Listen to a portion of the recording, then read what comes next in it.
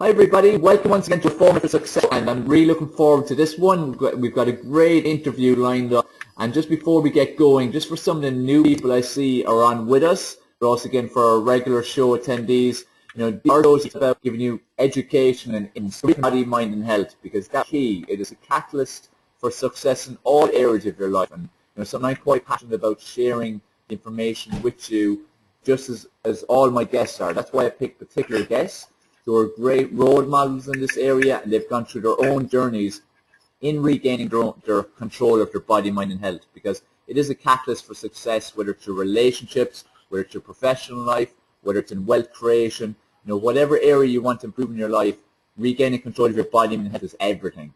And today we're going to do an interview with Fit Fathers founder Kimatni Rawlins from the United States, and this is going to be quite an incredible interview because Kimatni has gone through his own journey where he had very athletic background.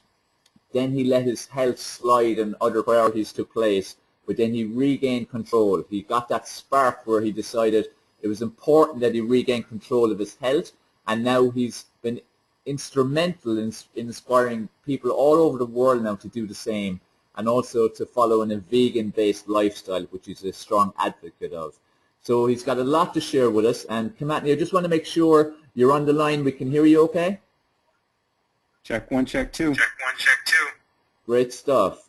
So thank you so much for coming on the call and being on our show. I know you're a busy guy, and you had a busy day today and train journeys and everything. So I'm very appreciative and grateful that you're taking this time to come on with us and share your journey and share your information, which I know it's going to be great stuff altogether. So thanks a lot. Thanks for having me, Dave. Thanks for having me, Dave. I definitely appreciate it. Yeah, it's been a pleasure getting to know you a bit more, as we have over. I want to kick it off with this. As I said, our show each week is all about motivation and education, inspiration, and that's why I get certain people on, like yourself. And, I'd like for you to share with the attendees to start with this. Tell them a bit about yourself in terms of, even from an early age and, the background you had. Like I said, you had quite an athletic background. But if you can kind of go through your background from a young age and then taken up to the point where, you started to not to prioritize as much as you should. Okay. Basically, I grew up in the inner city, Camden, New Jersey. It's a place where there wasn't much opportunity in terms of achieving goals. A lot of drugs, a lot of crime, not too much sports, not too many interactive activities for young kids at the time. So my parents were pretty worried. My other cousins we were all pretty athletic, and they kind of saw that early on, and they got us out of the inner city, and we moved to the suburbs where we started excelling in sports. But we still had that grudge, that negative attitude that the city brings with most inner city youth. So it took quite some time to free our minds, from that dark shadow. And it kind of followed me for a while into high school sports where I excelled. Me and my cousin were state champs in track and field and the hurdles, and my cousin Vincent actually was the #1 hurdler in the country at the time in 1992 in the 110 high hurdles. He ran like a 13.8, and so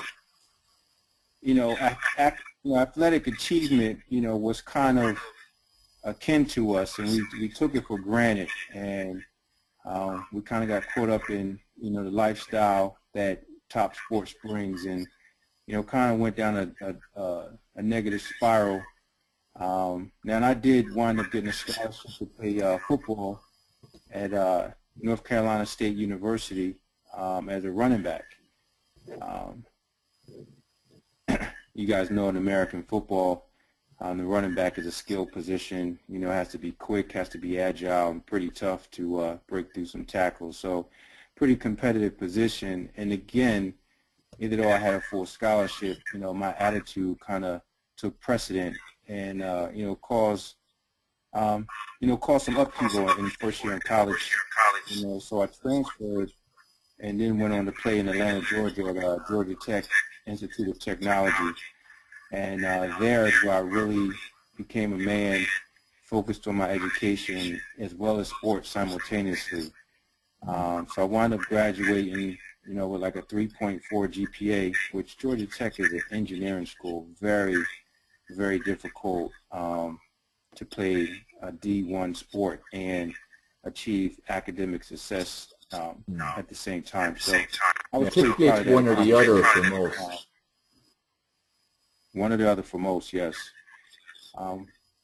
So I went on to graduate, got my degree in marketing and economics, and at the time I was around 210 pounds, pretty quick, ran like a 4.45 40-yard dash, and I was able to bench press 405 pounds and squat about, I think it was about 600 pounds I was able to squat. Yeah. So, I was pretty solid individual, and, coaches there, nutrition wasn't a focus. Meat, potatoes, starches, creatine, all types of supplemental powders, that was the formula, for staying physically defined in D1 sports. And, I had grew excessively large, a lot of muscle mass, way too much than my body actually needed. And, towards that last year of school, it actually slowed me down.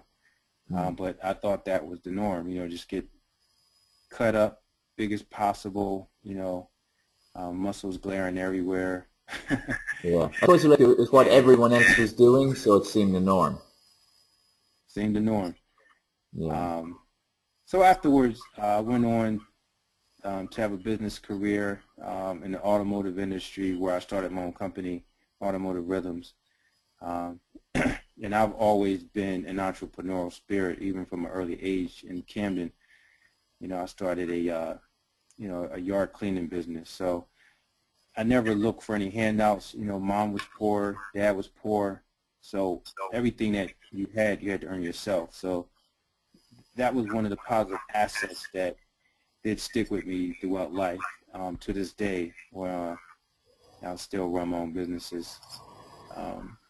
But at the same time, I enjoy the lifestyle of traveling, a lot of hosting, where the companies were, taking care of dinners and wine and et cetera, et cetera. So the pounds start packing on, and I wasn't really noticing it because I was still working out. So, I was still big, but I was getting bigger, but I didn't realize how much bigger I was getting. So I had gained like an extra 50 pounds of weight.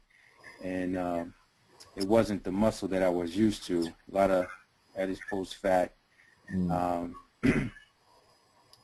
I was drinking excessively, just because that was the thing to do, networking and drinking. Socializing, yeah, of business. Yeah, someone's pouring wine over your shoulder, you're not realizing how much you're taking in. So any given night, I probably would have, 5 to 8 drinks.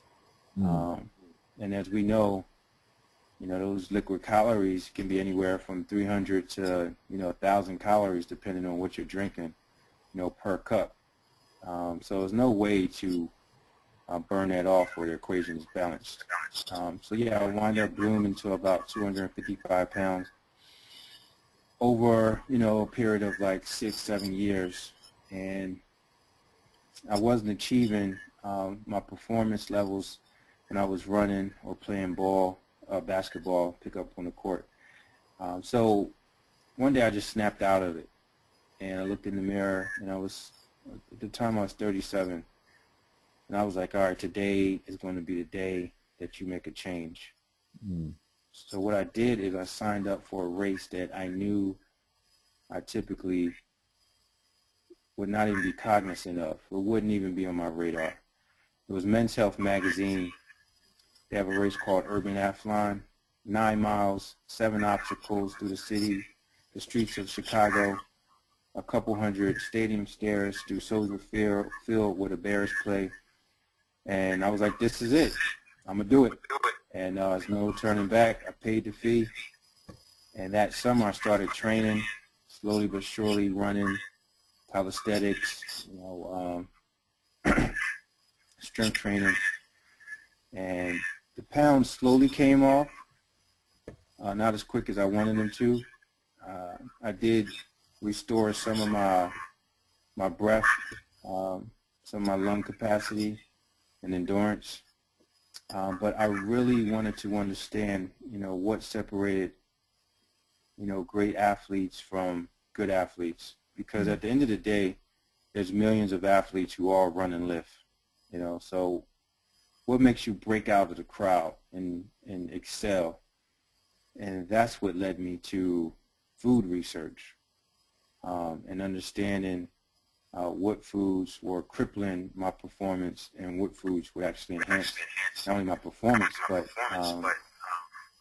my muscle development, help regulate my metabolism, and just made sure that I felt nutritionally and spiritually happy, fulfilled, alkaline, all the above.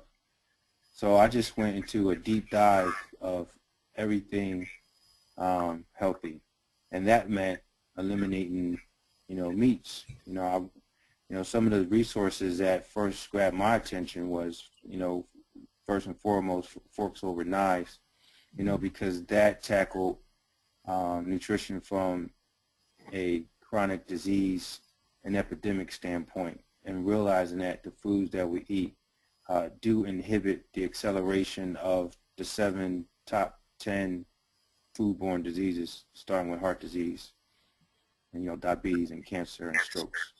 So once I became aware of that, I just thought to myself, why would I put myself in jeopardy like that? We have one temple, and it is designed to last an average of 100 years. So why should I shorten that lifespan? I was also smoking in between, those drinking years as well. And anytime I had any type of alcoholic beverage, I had an oral fixation for something. It could have been a cigarette, could have been a Black and Mild, a cigar. I needed something. So the next step was to figure out how to cut alcohol out of my life, something I had done since, 17, 18 years old. Yeah. Alcohol was equated to lifestyle at work, the business life. Yes. Alcohol was equated to celebrations, to partying, to, at the time, that was what I called spiritual upliftment. Yeah. Drinking a Long Island iced tea with some strong cognac and vodka. Yeah. So I went on a mission to, rid myself of alcohol. And one way I did that was to one of my musical leaders, Bob Marley, who I absolutely, love and appreciate his words and the music that lives on. So I started studying him even further than what I had already knew him. And I came to find out that Bob Marley never drank alcohol, because as he says, alcohol makes you lose your mind. And that's one thing I wanted to control in my mind, because, once you lose grasp of that, that's when these negative behaviors, rise to the occasion and start making the decisions. And that's why we see a lot of our pro athletes who are very smart on the field with their families, etc., make these very silly, impactful decisions that negatively affects their careers. So I just cold turkeyed alcohol. May 11th, on Bob Marley's repassing, is when I decided to stop. So this May will be 2 years, and without the alcohol, I've been able to control my weight and also my schedule, because now I wasn't, basing workouts on, waking up at 10 in the morning after a hangover. Yeah, exactly. Yeah, so now I pop up at 5 a.m. One of the first things I do accomplish is a workout, and the endorphins, helps keeps me energized throughout the day, as well as it accelerates my thought process, so my decision making is much sharper throughout the day as well. Not every time I can work out in the morning, I will work out in the evening, but if I am able to jumpstart the day with at least 45 minutes of exercising, then I'm a much more energized individual. And some of the things I like are, I like running, I like spinning and cycling, and any type of high intensity interval training. So boxing, calisthenics, football drills, sprints on the track. Those are the things that I gravitate more towards, because I like raising the heartbeat pretty quickly, and understanding that once you get your metabolism burning at that high level, then likely it'll burn for the rest of the day. So I do less weight training than I used to, because I don't really like the bulk, but my figure has been able to maintain itself, based on the plant-based foods that I indulge with. So I don't have much saturated fat in my diet, mainly the good fats, avocados, walnuts, and chia seeds, flax seeds, and hemp seeds. So back to the men's health race. I ran the race, I finished it, and once I crossed that finish line, I knew that was the start of the new me. And since I've run a marathon, numerous half marathons, that's my bread and butter. Fastest time was 1:51, and 5Ks, and now I help others, run their first time 5Ks and break out of their comfort zones and go from 5Ks to half marathons to marathons. So part of the Fit Fathers movement is to energize individuals in these social platforms we call the social workout, where I'm also a trainer. So I'll lead most of the workouts, and we'll get a group anywhere from 10 to 80 people on a Saturday afternoon, using all social media to track one another. Kids, women, fathers, single men. It's just a community of individuals who want to be in shape, but are pretty nervous about the extremities that the fitness world may centralize. So we make the whole experience a little bit more engaging, a little bit more exciting, a little bit more lifestyle based, and everyone's having a great fun time, while they're burning calories. Yeah, that's the key, I think, because for people with exercise, usually they're on their own and they don't know what to do, and they don't have the fun element, but they also don't have the education and the motivation. And that's what's been great about what I've seen, what you've done with people, getting them into even something as simple as a 5K, but at least there's a community spirit there, and you're great for holding them accountable, and again using the method of social media, which is such a great strategy these days. But it's key for people to be having training buddies or training a group like what you're arranging, and to have targets, like you're setting them targets, whether it's into a race you've organized or a race that you recommend people to do. I think, again, that's why so many people fall on and off the wagon, that they don't have that support or that sense of community, and that motivation. So, it's great that you set those things up for people. It's very important. Yes, I definitely appreciate that, Dave. And with Fit Fathers, was the motivation for that after you did the men's health race, and you decided, look, this is my path. You saw the impact that it had on you, both physically, obviously, and mentally as well, and the nutrition adjustments you'd made, so that would have affected your mindset, your productivity, your energy. Did Fit Fathers, was it pretty much born at that point, or when did Fit Fathers come about? Yes, after a few races, and seeing the euphoria that is created and elevated from crossing that finish line, and most people are out supporting a race or running a race because of some type of social responsibility cause, which could be MS, diabetes, but for some reason they're out there, and that feeling, that brotherhood, that sisterhood, it made me want to be a part of that as intimately as possible. So I've always been a thinker. By nature I'm a writer and a poet, so my mind is always turning.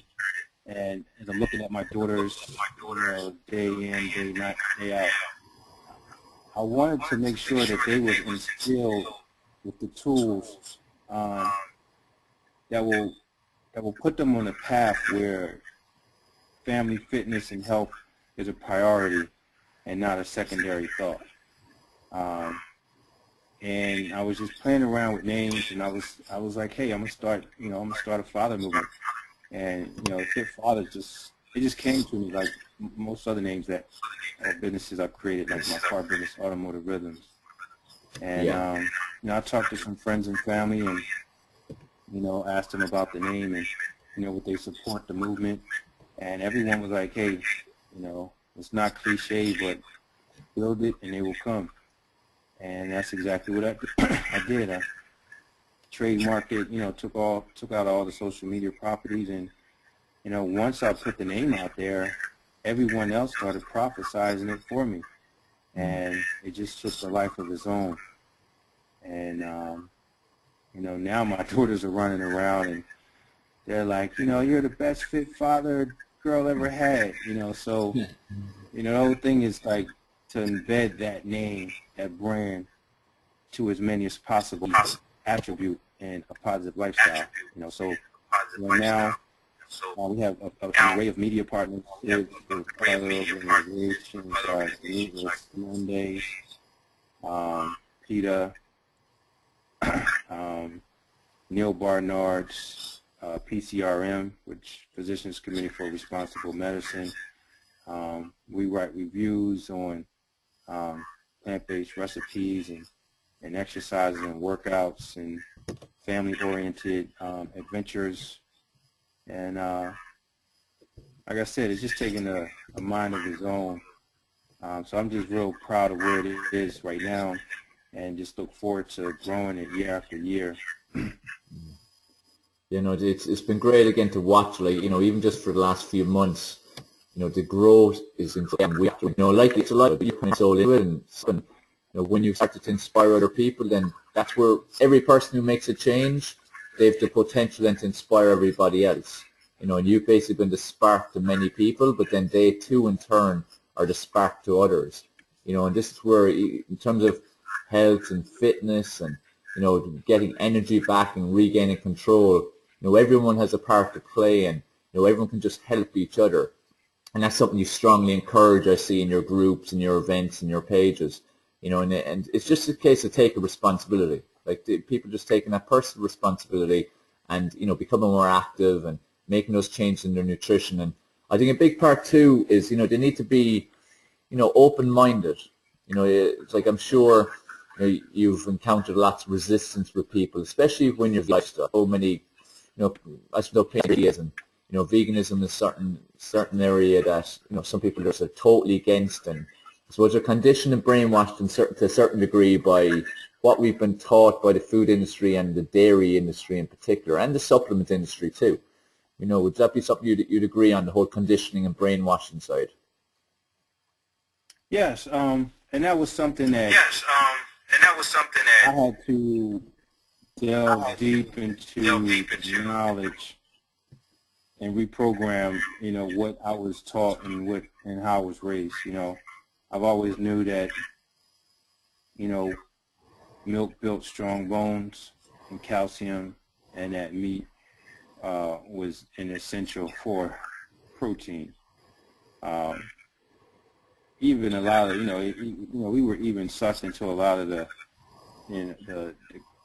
processed foods like Snickers. I remember they had a commercial when I was about 8 years old about, how it makes you run faster. And I would literally spend my last pennies on buying Snickers and testing it out, as a little kid. Yeah. So, advertisers are very manipulative, especially through the youth advertising. And, all of those years of programming, once I taught myself that we've been lied to, one of the books I started reading before I even got into the whole nutrition aspect was, The Fifth Agreement, and, where he talks about, everything that we know now is the words and actions of another adult, whoever that was that influenced you. And the whole premise is that you have to rewrite your own truth and start fresh. And that's what I went heavy into, so the research led me to Forks Over Knives, Food Inc., the China study, Fat, Sick, and Nearly Dead, your movie that you just put up with Queen Phoenix, Earthlings, yeah, powerful. Very powerful, and that's actually what made me more compassionate, because you look at things like leather, and it doesn't resemble an animal. Yeah. Again, manufacturing has a way with manipulation. So once I understood this truth, I'm an individual. I can't go against the grain. Like, there's no way. If you say there's a train's coming across those tracks at 5 o'clock, I'm not going to cross the tracks at 5 o'clock. Yeah. So once I understood that we were lied to, that's when I really did research on the anatomy of the human body and studying all of the organs and what foods provide what nourishment to individual organs. And then I took T. Colin Campbell's course, his online course with ecornell.com, plant-based nutrition. That must have been a real eye-opener for you, is it? That whole course? That course must have been a real eye-opener for you. It really was, because it really touched upon degenerative diseases and foods from a very metabolic standpoint, right? There's no guesstimation. Everything is scientifically proven. Like his studies with casein and how he was able to turn it on and off depending on what levels, the casein were increased. So certain things like that, were very insightful to me. And then, that 10-year study experiment in China, and being able to pinpoint what diseases are caused by, what foods based on the region of food that those individuals were eating, was by far profound. And it answered a lot of questions that I used to have growing up. Like, for example, me being an African American, I always wanted to know why we were more prone to prostate cancer than the rest of society. And I'm thinking to myself, is it in our genes? Like, what are we doing different? And then it made sense that, sorry, not prostate, well, prostate cancer is one, but I'm referring to colon cancer. Sorry about that. The type of foods that we traditionally ate, deep fried food, southern smothered, the cheesy macaroni and cheeses, the heavy sauces, that style of cooking, actually accelerated the rate of acidity in the colon. And when minimal fiber is introduced when there's minimal fiber in the diet, then of course, you're just going to get a backlog. And we all know that cancer cells like attacking nasty acid forming cells, that's their covenant, opposed to clean alkaline, cells, which makes it hard for them to survive. So there was my answer, right there, just as simple as that. And it all came from that one course. And that course also broke down, the supplements and, how when you separate a specific macronutrient, from its other components, how it can actually be seen to the body as a drug, because now you're asking it to work 3 times as hard without the other elements that made it work. You know, the complex carb, the enzymes, the phytochemicals, the calcium, everything that you pulled, you know, from that plant to get a concentrated form of protein powder. You know, now it's not working properly, and your organs are being asked to work harder. So everything just made sense, and that's when I really started eliminating more and more, and I just went deeper into the plant-based eating and started to understand what T. Colin meant by, you know, whole food plant-based diet, you know, not processed food plant-based diet. Yeah, big difference. And like one thing actually, just going back to even your athletic career, and again going through his course there, and especially as someone who has used, I'm sure you invested quite a lot in synthetic supplements. Again, a big eye opener for you, and it's like I shared last week my personal story of what made me go towards being vegan. And I used to do bodybuilding when I first started in fitness and health. What's that? 19 years ago.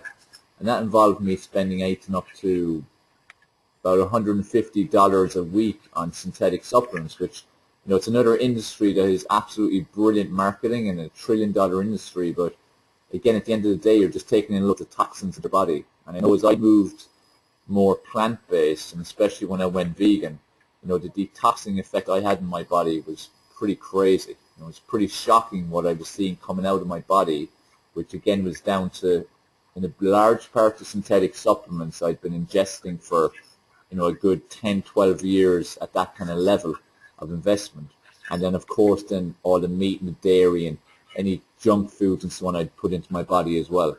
So, this is where it's key for people to be very open-minded and, be open to education. Like with yourself, what you were learning was completely contradictory to what you've been conditioned to think, but you were open-minded and you looked at it and it made sense to you, because it makes sense once you have that open-mindedness. I think that's really crucial.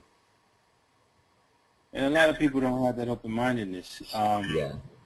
We started, as you're aware of, a 45-day vegan pro challenge.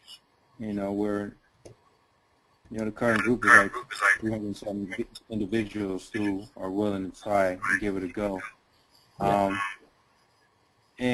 But there's a lot of individuals who won't even consider it, because all they know is that you need meat to survive, you need meat for protein. They've had an aunt or grandma who lived till 90 and she ate meat all her life. Everyone has that one example. Yeah, exactly. They lack actually one example. That's one example out of the 500,000 a year that die from heart disease. Yeah. So, these challenges that we have, we really, like you said, we help inspire people, and we show them the ropes in terms of the recipes, and that we eat more than just wheatgrass. And once they start understanding that your satiety is fulfilled, by non-meat and dairy meals, that's when they really start to wake up. They're like, hey, maybe it's this fiber, this insoluble fiber that's really keeping me full. Maybe it's these complex carbs that's keeping me energized for my half marathon. So, those testimonies now is being opened up to all of their friends, so the trickle effect is quite profound and very empowering, so, this is what keeps me energetic in creating more of these programs. Like, we just had a 7-day juice fast, and about 250 people signed up for that, and it's absolutely amazing just hearing people's testimonies and their story of triumph of 7 days of juicing when they've never juiced a day in their life. It's pretty impressive, and it's something that puts a smile on my face and allows me to keep wanting to educate as many as possible without having an agenda. Definitely, and that's what I've really admired and respected when as I've got to see what the work you do and got to know you a bit more in the last couple of months, especially, and to be part of these groups and cleanses and on the pages, and just to be able to read each day the different stories and the the challenges they're facing, and especially to see the sense of community again that you're building up, and that these people are helping each other. Like there's many a day someone posts where they've had a difficult day, maybe they've fallen off the wagon, and then where you go on and do some support, or I might sometimes, or Joy, that a lot of the members do actually go on and help each other too. And again, there's like you said, there's nothing more satisfying than helping people and seeing that difference you're making in their lives. Because like you said at the start of the show, getting control of your body, mind, and health is the most important thing you can do, because it will impact everything else. And you're the spark to get them to just even consider doing these juice cleanses or 45-day vegan trials. But once they follow it, the rest of their life, there's going to be such an impact as a follow-on that it's just so gratifying for you and empowering. Great to see. Yes, definitely appreciate that. And we do have a great team. Joy, Lauren, and Henry, and everyone is leaning towards each other. And no one's like, well, it's your turn. It's your turn. Like as soon as an SOS signal comes in, like the first person who sees it, sends their support immediately. And not only that, off-site we have these meetups, these vegan pro meetups in various cities, so everyone can get to know each other, and strengthen each other and talk about any challenges or any new positive developments that, or tools we could use to help someone else out that has been having a difficult time. So, we believe in utilizing every form of communication there is to make sure that people help change their mind states. So that's social media. We'll have group conversations to watch a particular documentary. Like Plan Eat, and then the physical meetups, and sometimes we do conference calls. Like any way we can, we're there, communicating, positively about the benefits of a plant-based diet.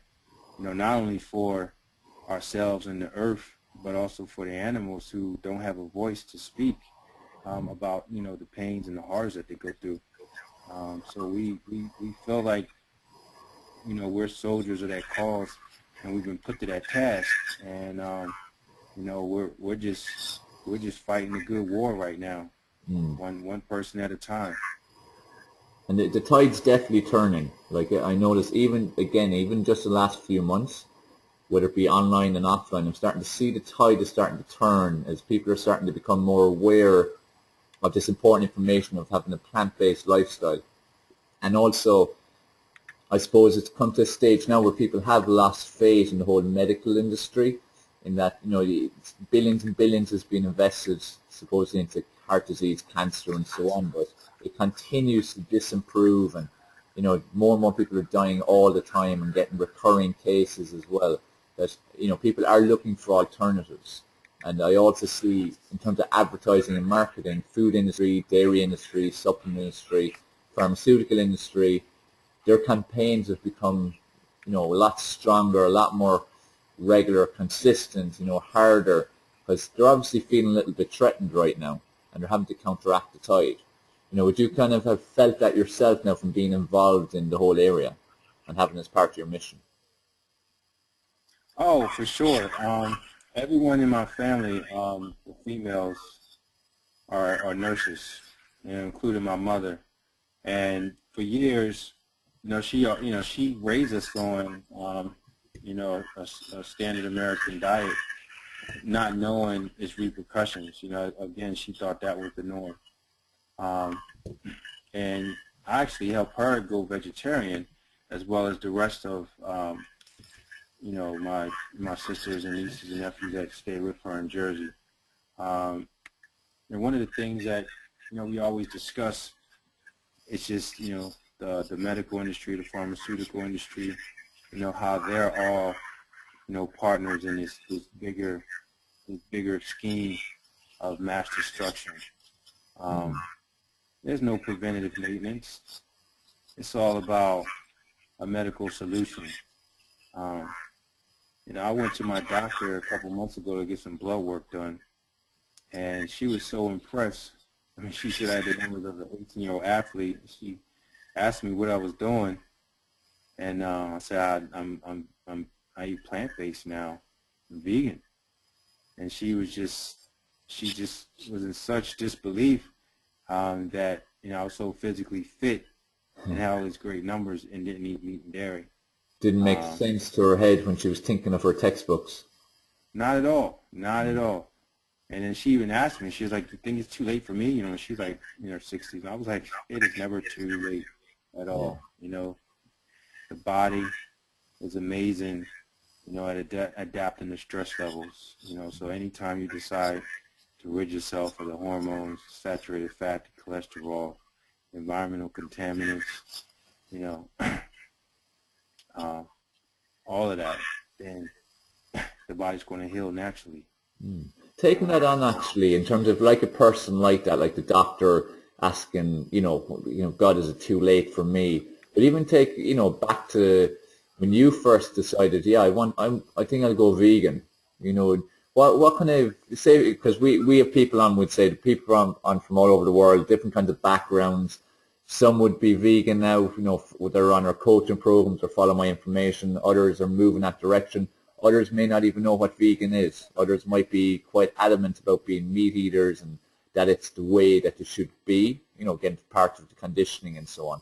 What were the kind of initial difficulties, or challenges you faced personally when, you decided, look, vegan makes sense and I'm going to start going that direction? If you kind of think of people who are starting out in that journey, what are the kind of difficulties you faced and how did you overcome them?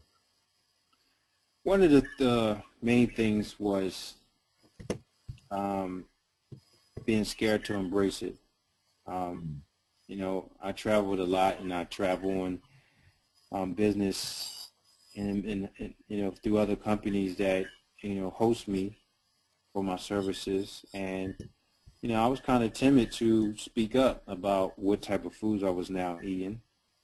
So there was a time where I would go on these involuntary fasts at events where they just happen not to have any of my food.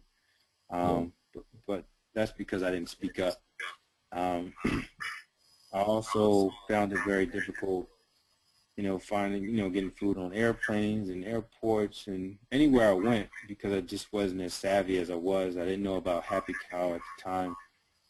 And then Yes, and then I was also ashamed around my friends, letting them know that I don't eat meat no more and I don't drink anymore. I felt like they was going to look at me, lesser of a friend and a man than I really was. Yeah. So that carried on for, a couple months, before I finally began to embrace it through, social media and following other plant-based individuals who were very vocal. Yeah. And I'm like, oh, wow, okay. And then I just started asking the questions and doing more research, reading more about vegan lifestyle. And the more I did, the more I embraced it, the more preparation I honed. So now when I travel, no matter if it's a short flight or a long flight, I pack a brown bag. I am not embarrassed, to pull out a tempeh lettuce and tomato sandwich and some hummus and raw veggies. Also use the Happy Cow app. Yes, I use the Happy Cow app wherever I travel in the world. Lets me know exactly where the veggie-friendly restaurants are for my location. And then since I do travel a lot, I just know places now. When I go to LA, there's a few spots I just go to all the time, stuff I eat, real food daily. So great restaurant. Pity it's not in Europe yet. Huh? No, not in Europe. Great restaurant. I love that. When I go to Los Angeles, I love that restaurant. Oh yeah. Anne, read her book, and so now no matter where I go, Atlanta, Miami, Philly, New York, like I know the exact spots, and most of the times I'll know the owners and individuals who work there, because vegan is love, and it's a very comforting lifestyle where we do care passionately about one another. And that's another aspect of the whole lifestyle change. Now I've become a more congenial and happy individual. You know, I used to always be angry. You know, that dark cloud that I carry with me from childhood, it is totally gone. You know, people who knew me then don't even understand who I am. They think I'm like little Buddha or something. Yeah. Yeah. That's the thing. They're the people who never change their attitudes, but yeah, that's the way to look at you. It's interesting how Exactly. people react. But definitely Exactly. that whole compassion side and feeling good within yourself, because not only have you're getting your body now and your health and your mind too, of course, because your food feeds your brain. But you've got yourself to an optimum level. But as well as that, like once you got over the kind of fear factor of around friends and things like that, and eating out and traveling, you took down the barrier, and you've inspired so many people, and you're vocal about it, and you're not shy about sharing your views and your points of view, because you know the facts. And I suppose that was very liberating for you too, because you can do everything without having any conscience, because the actions you're taking in every way in your life are positive, and they're there to help people and help you, and obviously help your family as well. Yes, exactly. Yeah, and that's the thing, because you're going to be challenged by the carnivorous world on the facts and the data, and that's one of the things that I always challenge myself. And anytime I get in a debate, I like arguing, with facts and figures and research and experience, and that's one of the things that I really had to grasp out, So, I've read every book from all of the greats, Joe Furman, Neil Barnard, John Robbins, the Esselstyns. I've read them all, and they're all saying the same thing. And so to me, I'm ready to debate when necessary, because it's truth, and truth is liberating, like you said. And once you break that down to a meat eater, that the body will assimilate, all 20 amino acids throughout the day, and then we break it down and assimilate it to the aminos that it needs to perform for a particular function, then they're just like awestruck. They have no words whatsoever. Yeah, you don't the facts. Like, one thing that typically I get hit with, or I know other people get hit with, who promote again plant-based vegan lifestyle. I'm sure again you've had it as well. But, the whole thing that meat eaters are always adamant about, that our whole lives since humans became fat, that we've always been meat eaters. That's been basically what we always have been. So that's what we're meant to do. Now, how do you counteract that argument? Well, it really depends on the individual. Yeah. If they're spiritual, the millions of Christians around the world, and like my mother and her church and all her friends, it's real simple. Like mother, God gave Adam and Eve a garden, not a graveyard, Very good. And they wake up automatically like, oh. That But was an for apple. It those wasn't that, a chunk of toast. but for most individuals, I break it down from a biological standpoint. When we look at the digestive tract of herbivores and humans, and how they're similar, long and narrow, 3 times, the length of our height, which is Yeah. probably around, 21 feet, opposed to a carnivore that has short and very wide digestive tracts, so they can dispose of meat within hours, opposed to the days and weeks and months that stays in humans, or the fact that carnivores produce their own vitamin C and we don't, or carnivores have 10 times more hydrochloric acid to break down meat than we do, and our canines are for grinding, not for tearing, and we don't have hinged jaws like carnivores. I think that image is powerful, like, for again counteracting them, because if you take a tiger's mouth versus say like your mouth, it's pretty different. It's obvious that's for ripping things apart.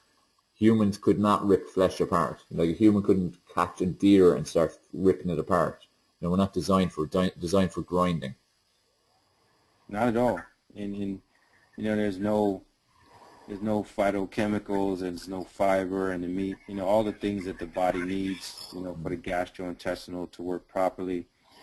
And then from a performance standpoint, you know, you look at carnivores, you know, most of them are very quick for a very short amount of time, while herbivores, they're all based on distance and endurance, you know, so 8 out of 10 gazelles are going to survive an attack because they won't outrun a cheetah in terms of speed, but in sheer endurance, you know, and they eat plants.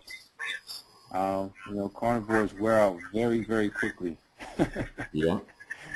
So, and then if they want to go, you know, a little bit further, you know, then we talk about the diseases, and we talk about, you know, what causes heart disease. You know, we are not born with plaque in our veins.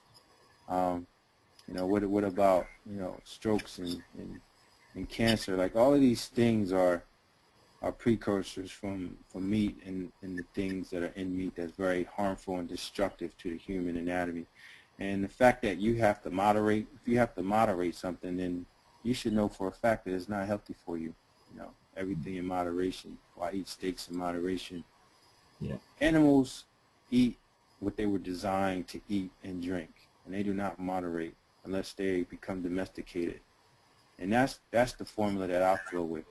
And it works for me. You know, I don't mind every morning having the same thing. I change up my meals for dinner and lunch, but for breakfast it's either a protein shake, and I say protein, or just the pure plants and fruits, or oatmeal or a bowl of fruit. Those three every morning. I look for the same thing because that's what's going to restore, you know, my glucose levels and, you know, some of the glycogen if I burned it off from a workout, and that's what's going to make me feel good all throughout the morning.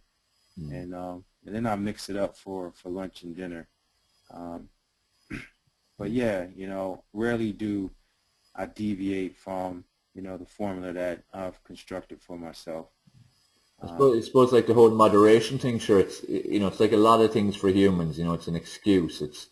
It makes a person feel that it's acceptable when, you know, it's not. Like, and it's a good point you're making for the way animals are. There isn't moderation, but for humans, we're always going on about moderation. And I have to say, from my own point of view, you know, since I went vegan, it's January 2012, you know, I've very few cravings ever for anything that's out of the way, you know, and any need for any kind of moderation. I'm perfectly happy between having smoothies or juices or, you know, stir fries or salads or, you know, bowls of fruit and oatmeal and so on, because, you know, when you're putting that kind of food into your body, like, it's the food your body is designed to consume. It's what gives your brain energy, gives your body energy, allows you to recover. You know, your body craves more of that, and like, there's nothing I enjoy more than a smoothie or a salad or like something like a quick stir fry or something like that. So the whole Exactly. moderation thing is definitely an excuse. It really is. You know, it's like telling someone, oh, the cyanide won't kill you if you just have a little bit, you know. Yeah. I mean, it's crazy. It's absolutely crazy. I mean, I was at the Yeah. dentist with my youngest daughter, and I was like, hey, do you have any fluoride-free, you know, toothpastes and floss? And she was like, let me go find some, but why don't you want to use the fluoride? And I was like, you know, it's a chemical. And she was like, well, the amount we use is so minimal, it really doesn't matter. I was Oh, like, I don't want that in my daughter. yeah. It doesn't matter how small it is, it's still in there. Yeah. But again, this is the talk and this is the conditioning that we have. But, you know, I suppose if people literally just stopped and thought about what they say and what they think, you know, they would realize how silly it is. But again, it's in this fast-paced world that people just kind of go about what they're told and what they're conditioned to think and what they read and so on, and what they're, you know, everyone else is doing, you know, following like sheep, as opposed to just literally stopping. It's like when I first became aware of the whole plant-based, or read the China study or watch Earthlings and so on. I kind of, after seeing it, went, you know, God, you know, it's like I'm so dumb. Like, this is obvious. You know, it's obvious when you know it. Again, we're just so conditioned to think the opposite that, you know, we don't actually stop and think. And if we did actually just stop and think, it's like when I explain it to people now, it makes sense to them and they make changes, just like the way you do. But we just need to stop and think about things, and is it making any sense what we're actually doing? Like the fluoride, that's a great example. Why would you want to put that in your body when you don't need to? Exactly, when you don't need to. Exactly. Yeah. What I might do, I just see we're coming up to the top of the hour, so just want to go on to about kids, because again, you're a great family man. Here's, I'm just going to put a picture of yourself and your two pictures. And especially for parents, you're very passionate about the work you do and helping people, inspiring people to make change. But especially, again, for their families. It's like, with fit fathers and everything. And I know you do a lot with kids. And as we spoke, came out, transitioning, educating them and changing their lifestyles. So for those on the call, for instance, who either are vegans, whose kids aren't, and they'd like them to be vegan, or that they're able to make the transition for their kids to become vegan as well, what kind of advice would you give them from your own personal experience of transitioning your kids from your normal, conventional nutrition plan to moving to a vegan-based one? Yes. At first, that was a big challenge for us. Fortunately, my wife is half Japanese, so the kids' palate was very dynamic. They ate a lot of seaweed and nori and sushi and things that kids typically don't eat. But they did like their chicken. They did like their fish. So what we had to do is like roll out a slow strategy, and we empowered them with the decision. We sat them down and we was like, hey, we're going to change our diet for health and also for the animals, because all kids love animals. And once they understand that the animals are the food that they're eating, then they are able to make that connection a little bit better. So we would give them a choice every few months, and we'll say, hey, do you want to save the chickens or do you want to save the fish first? And most of them, they identify with, the chickens first. So we say, hey, we're going to take the chicken out of your diet, and, we're going to add more things like, tofu and stir fries and tempeh. And, originally we had to go with some foods that resemble chicken, like some of the mock meats. Sure. With the notion that, they would come off of that. But initially, we had to have something that had that same texture. So then after a few months more, we'll say, all right, now we have to choose another animal. What do y'all want to go with? And, they'll say the fish. We want to say the fish. And then slowly roll them off of that. And the hardest part was really the eggs, because all kids love eggs, fried eggs, boiled eggs. They just love eggs. So we had to get a little bit more specific on the eggs, because to them, they didn't think that it was an animal. Yes. So we actually had to show them some materials. There's a company that does a lot of comic books for vegan kids, and it breaks down the life of a particular animal, and it showed what happens, when a hen is robbed of their eggs, and what becomes of the eggs, and what actually is the egg, the menstrual cycle of a chicken or a hen. Exactly. So once, we kind of explained that to them, that is a baby chicken. Everything is inside that yolk, the fur, the beak, the talon, the eyes. That is a little chicken that you're about to eat. Then they start identifying a little bit more. So slowly but surely, their taste buds started changing, and they started liking some of their own vegan food. So now we have special requests. Like my youngest loves hummus and celery. They love red beans and brown rice. They have their go-to meals, and so now they are fine. It took about a whole year to really get them adjusted. So parents need to be very patient and understand it's going to be very frustrating for both the parent and the child. It's going to be a lot of arguing, because the kid is going to get mad. There's just no way around it. And they see their friends and schoolmates and their sports mates and all as well doing the total opposite. So again, that's where for a kid it's a little difficult that they don't want to be different as well. But the good thing again is you've told of how you've done it. Again boil down to education. You educated your kids. You told them the facts. It wasn't just you're eating this now. This is the way we're eating. You let them make a choice too by educating them, which is again it all boils down to education. Yeah, and also reading food labels and understanding that 25 grams of sugar is just absolutely way too high per serving. So these are things that they're aware of now. They'll pick up a label and read it for me now. If we're rushing shopping, or knowing what vitamins or what pieces of fruit and what fruits are great for endurance and performance. For example, Saturday mornings, it's a special performance drink that I make them, and if they request it and they know how to make it. So yeah, it's very insightful and very enlightening, but there does need to be a little bit of patience on both sides. Definitely. I'm putting up a picture here of your recently on Fox 5, and speak about fit fathers and especially about the kids. And again, you're doing great work with the kids, because at the end of the day, it's the next generation, and it's important to again educate and inspire the kids and show them this new way of nutrition and keeping active and so on, and also then through the parents. So this is what I've found. Work, and you're going all out there, hitting every method there is. There's all your recent meetups, getting throughout the media methods, and it's a pure passion and mission, and it's great, and it's great to see the tide turning then as well, and the satisfaction I'm sure you get from being part of it is massive, and it's just to keep the work up, because it's fantastic what you're doing there. Dave, I definitely appreciate that. It means a lot.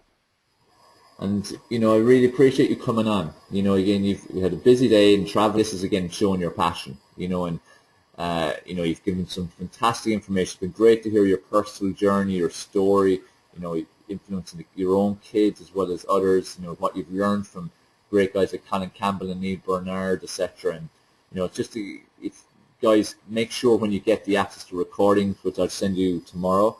Anyone who's listening, make sure that you share it on, because this is the type of information that people need to hear. So make sure you share it on. Also, I'll send you links, everything that Kimatni has mentioned on it in terms of, the various pages, groups, websites, and so on he's mentioned. I'll be including all them in the email. So once again, make sure you go and join his groups, join his pages, join his, his juice diets, his 45-day vegan blast if you're not vegan yet and you want to give it a go. Join it. To support the community spirit there is absolutely incredible. And just keep working again on educating yourself. Keep open-minded. If you're on this call and you are a meat eater, I hope this has opened your eyes a lot to the truth of what's out there. And this is only the tip of the iceberg. This is why it's so important that you do go and check out the resources that have been mentioned on this call. And as I said, start making gradual changes, but also share this information. So Kimatni, I want to thank you so much for being on. I look forward to having you again, hopefully in the not too distant future. And as I said, just keep up the great work. You're doing fantastic things out there. Thanks again, and much success to you and your group, and we'll catch each other on social media. One love. Of course, it's a great thing. You can't get away on social media. Always connected. Enjoy the evening. You too. Take care and talk to you soon. Right. And everyone, talk to you again in the next Formula for Success show. Thanks for being on.